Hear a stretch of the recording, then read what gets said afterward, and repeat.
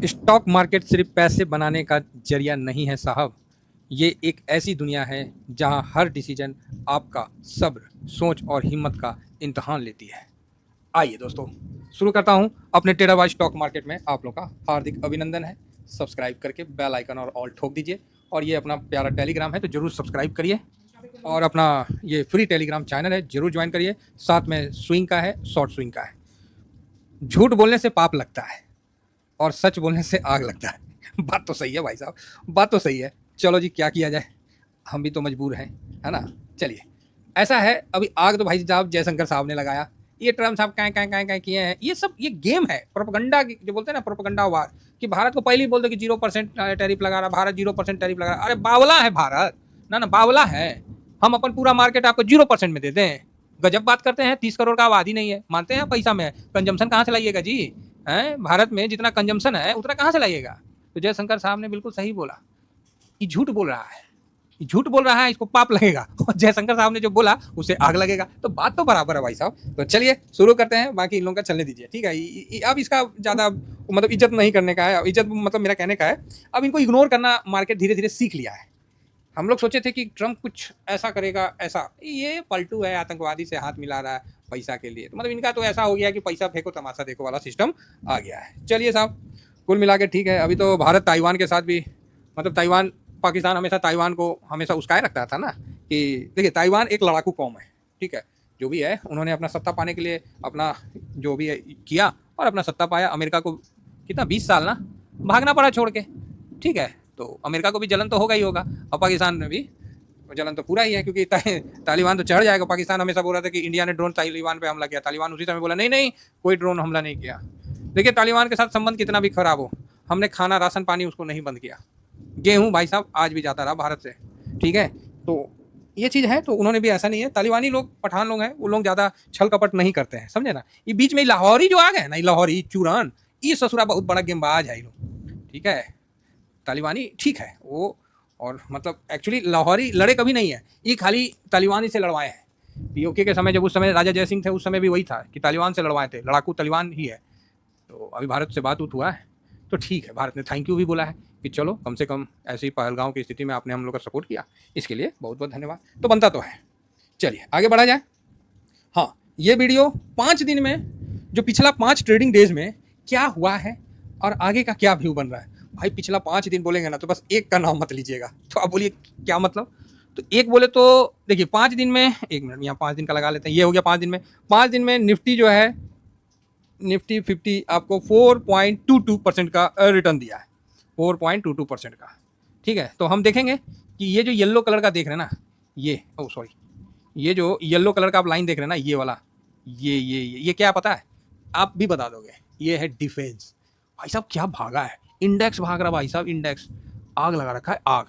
जैसे नहीं आग लगा मूवी में बोलता है, ऐसी आग लगा रखा है। इस पर एनालिसिस होगा, चिंता नहीं करिए। लेकिन ये तो मोटा मोटी है ना कि इक्विटी में, और यहाँ नीचे में जो गिरा हुआ है ना, ये वर्तमान में गोल्ड है और ये सिल्वर है, तो ये माइनस है, ठीक है।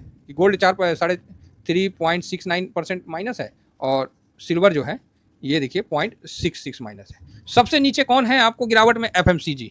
तो सर ये गिरावट नहीं है, सबसे कम रिटर्न दिया है 2.78। जो हमने 30 ETF है ना, उसमें 2.78 का रिटर्न FMCG अभी दिया है, निफ्टी से भी खराब। उसके बाद फार्मा है, तो फार्मा में एक बार जंप आया था, तो मैं तो सोचा था कि फार्मा बढ़ेगा। तो ठीक है, अभी 3% का रिटर्न दिया है 5 दिन में। ये मैं क्यों दिखा रहा हूँ, मैं इसलिए दिखा रहा हूँ ना कि जो गिरा है वही भागेगा, है ना। लेकिन डिफेंस ने ना तो लठ क्या बोले, रेल बांध दिया भाई साहब, तितर कर दिया, रिटर्न को ना तितर बना दिया है। जिसने बेचा दोबारा मौका नहीं दिया, जिसने खरीदा है बस। और इसीलिए मैंने, ये मुझे पता था कि ना डिफेंस ना तितर बनेगा। मतलब ना ये ढंग से उड़ेगा और ना ढंग से जमीन में चलेगा, तितर की तरह चलेगा। मतलब इसीलिए मैंने बोला भाई साहब इसको रख लो, इसको चुप करके इसको लॉन्ग टर्म में डालो। डेली SIP ठोक रहे, डेली भाई साहब 5,000 7,000 डाल रहे हैं। ना ना इसको, ये तुम 6% भागेगा हम देंगे तुमको 10,000 रुपये देंगे, 5% भागेगा हम 6,000 रुपये देंगे। हम अपना वही सिस्टम लगा दिए कि ना तुम भागो हम देंगे, जिस दिन नहीं भागेगा हम भी चुप रहेंगे, ठीक है। एकदम क्लियर है, डिफेंस को लॉन्ग टर्म खींचना है, ये माइंडसेट बना के चलिए, ठीक है। और नीचे में ये FMCG गिरा हुआ है, फार्मा गिरा हुआ है, तो इसको गिरा हुआ नहीं है, कम रिटर्न दिया हुआ है निफ्टी से, तो इसकी भी बारी आएगी, ये भी समझ के चलिए। सेकंड में तो नहीं दिख रहा है फिलहाल। ये जो ग्रीन कलर वाला है ये कौन सा है, तो इसका भी हमने निकाल रखा है। और डिफेंस का मैं दिखाता हूँ, मैं चार्ट पे बात करूँगा और इसमें बताऊँगा कि कौन ठंडा हो गया है। तो डिफेंस भाई साहब ठंडा नहीं हुआ है, 5 दिन में देखिए 17-18% का रिटर्न। भाई साहब सांस से ना फूल जाती है। गजब का रिटर्न, गजब, मतलब आग लगा दिया भाई साहब इसने तो। नीचे से देखेंगे ना, अगर आपको मोटा मोटी अगर एक महीना का देख लें तो एक महीना में 27, 6 महीना में 40% का रिटर्न। और इसका डाउन से जब ये 56 से मोटा मोटी ये देखिए अभी मार्च फरवरी का लेके अभी तक ये 64% का रिटर्न बना के दिया है। आप बोलिएगा सर गिरबे तो नहीं किया था इतना, हाँ इससे मतलब जितना गिरा था उससे डबल रिटर्न बना के आपको पकड़ा दिया, बोला लो पकड़ो भाई। ये है डिफेंस। तो डिफेंस को होल्ड करना है। ये अभी दिया नहीं है, अभी देगा, भयानक देगा। और भारत की जिस तरह डिफेंस का चल रहा है तो इस पर हम आगे चर्चा करेंगे, नहीं तो बाकी ईडीएफ छूट जाएंगे। नेक्स्ट में आ रहा है अभी जो है सेकेंड नंबर में यार सारे एम से आगे क्या, एमओ रियल्टी, ये अभी मूव में आया है। 5 दिन में रिटर्न देखिए 6% का रिटर्न है, जेन्युइन रिटर्न है। अभी डिफेंस की तरह तो नहीं है लेकिन ये जेन्युइन रिटर्न है, ये आप समझ के चलो।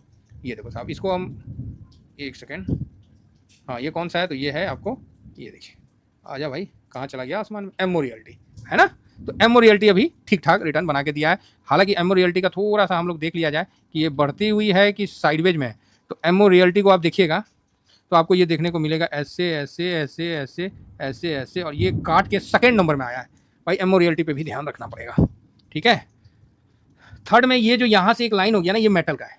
तो मेटल में भाई साहब जान दिख नहीं रहा है, ठीक है। जैसे एमओ रियल्टी ने बना के दिया, मेटल में साहब जान दिख नहीं रहा, फिर भी तीसरा नंबर पे है, तीनों एम से गया। अच्छा है, 5.75, मतलब 2-3 दिन से इसने कोई रिटर्न नहीं दिया। 14 तारीख से आप देखो तो मोटा मोटी 1.5-2% में, तो मेटल साइडवेज निकल रहा है, तो देखना है। फिलहाल अभी भी तीसरे नंबर पे है।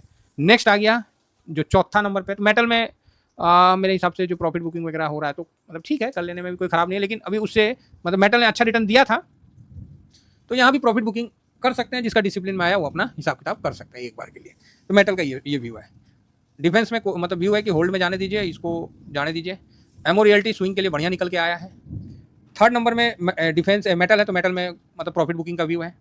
और चौथे नंबर में अपना जो है ये अचानक से निकल के आया है स्मॉल कैप 250 मोमेंटम क्वालिटी 100, ये बढ़िया भी निकल के आया है।